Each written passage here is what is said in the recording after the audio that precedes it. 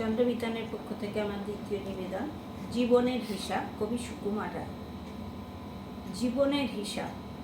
বিদ্যে বোঝাই বাবু মশাই, চড়ি শখের বোটে, মাঝিরে কন বলতে পারিস সূর্যি কেন ওঠে, চাঁদটা কেন বাড়ে কমে, জোয়ার কেন আসে, বৃদ্ধ মাঝি অবাক হয়ে ফেলফেলিয়ে হাসে।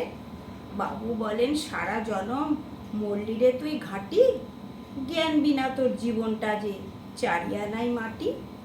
খানিক বাদে কহেন বাবু বলতো দেখি ভেবে, নদীর ধারা কেমনে আসে পাহাড় হতে নেবে, বলতো কেন লবণ পোড়া সাগর ভরা পানি, মাঝি সে কয় আরে মশাই অত কি আর জানি।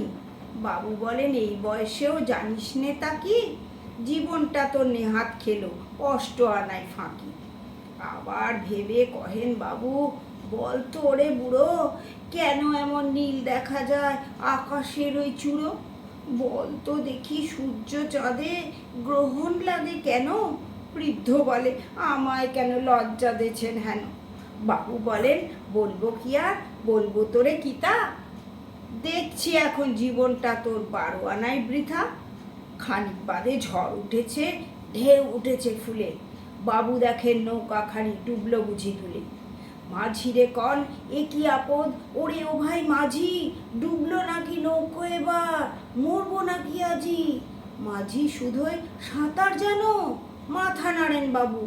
মূর্খ মাঝি বলে মশাই এখন কেন কাবু, বাঁচলে শেষে আমার কথা হিসেব করো পিছে, তোমার দেখি জীবনখানা 16 আনাই মিছে।